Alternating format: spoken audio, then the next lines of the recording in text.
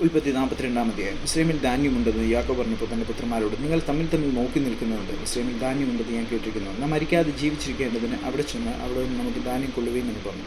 ജോസഫിൻ്റെ സഹോദരന്മാർ 10 പേർ മിസ്രയീമിൽ ധാന്യം കൊള്ളുവാൻ പോയി. എന്നാൽ ജോസഫിൻ്റെ അനുജനായ ബെന്യാമീന് പക്ഷേ വല്ല ആപത്തും ഭവിക്കുമെന്ന് വെച്ച് യാക്കോബ് അവനെ സഹോദരന്മാരോട് കൂടെ അയച്ചില്ല. അങ്ങനെ ധാന്യം കൊള്ളുവാൻ വന്നവരുടെയും ഇസ്രായേലിൻ്റെ പുത്രന്മാരും വന്നു. കനാൻ ദേശത്തിന് ക്ഷാമം ഉണ്ടായിരുന്നുവല്ലോ. ജോസഫ് ദേശത്തിന് അധിപതിയായിരുന്നു. അവൻ തന്നെയായിരുന്നു ദേശത്തിലെ സകല ജനങ്ങൾക്കും ധാന്യം വിറ്റത്.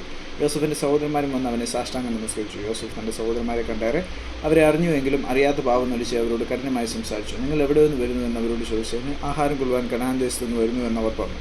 യോസഫ് സഹോദരന്മാരെ അറിഞ്ഞുവെങ്കിലും അവർ അവനെ അറിഞ്ഞില്ല. യോസഫ് അവരെക്കുറിച്ച് കണ്ടിരുന്ന സ്വപ്നങ്ങൾ ഓർത്തവരോട്, നിങ്ങൾ ഒറ്റുകാരാവുന്ന ദേശത്തിൻ്റെ ദുർബല ഭാഗം നോക്കുവാൻ നിങ്ങൾ വന്നിരിക്കുന്നു എന്ന് പറഞ്ഞു. അവർ അവനോട്, അല്ല യജമാനനെ, അടിയങ്ങൾ ആഹാരം കൊള്ളുവാൻ വന്നിരിക്കുന്നു. ഞങ്ങളെല്ലാവരും ഒരാളുടെ മക്കൾ, ഞങ്ങൾ പരമാർത്ഥികളാവുന്നു. അടിയങ്ങൾ ഒറ്റുകാരില്ല എന്ന് പറഞ്ഞു. അവനവരോട്, അല്ല, നിങ്ങൾ ദേശത്തിൻ്റെ ദുർബല ഭാഗം നോക്കുവാൻ വന്നിരിക്കുന്നു എന്ന് പറഞ്ഞു. അതിനവർ, അടിയങ്ങൾ കനാൻ ദേശത്തുള്ള ഒരാളുടെ മക്കൾ, 12 സഹോദരന്മാരാവുന്നു. ഇളയവൻ ഇന്ന് ഞങ്ങളുടെ അപ്പൻ്റെ അടുക്കലുണ്ട്, ഒരുത്തനിപ്പോൾ ഇല്ല എന്ന് പറഞ്ഞു.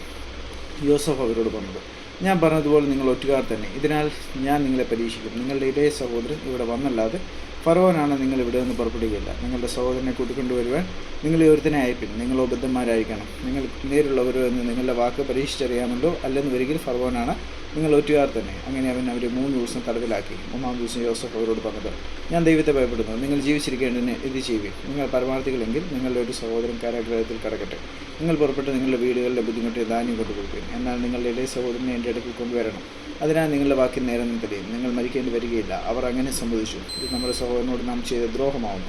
അവൻ നമ്മോട് കെഞ്ചിയപ്പോൾ നാം അവൻ്റെ പ്രാണസങ്കടം കണ്ടറിയും അവൻ്റെ അപേക്ഷ കേട്ടിട്ടില്ലല്ലോ.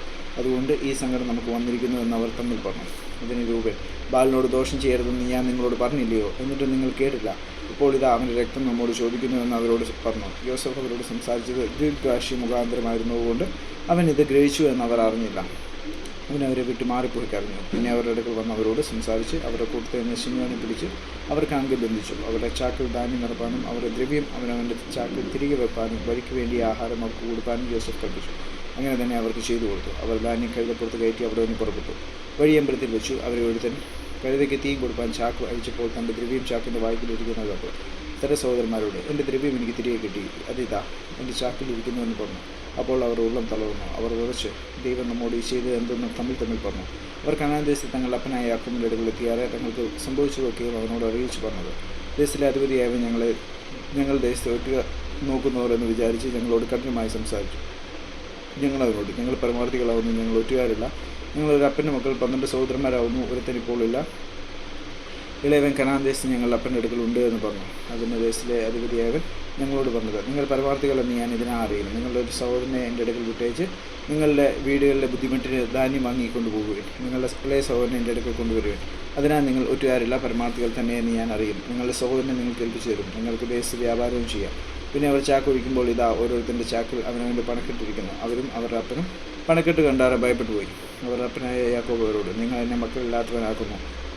യോസഫില്ല, ശിമയോനില്ല, ബെന്യാമീനെ നിങ്ങൾ കൊണ്ടുപോകും. സകലവും എനിക്ക് പ്രതികൂലം തന്നെ എന്ന് പറഞ്ഞു. അതിന് രൂപേണപ്പനോട്, എൻ്റെ കയ്യിൽ അവനെ ഏൽപ്പിക്കാം. ഞാൻ അവനെ നിൻ്റെ അടുക്കൽ മടക്കി കൊണ്ടുവരും.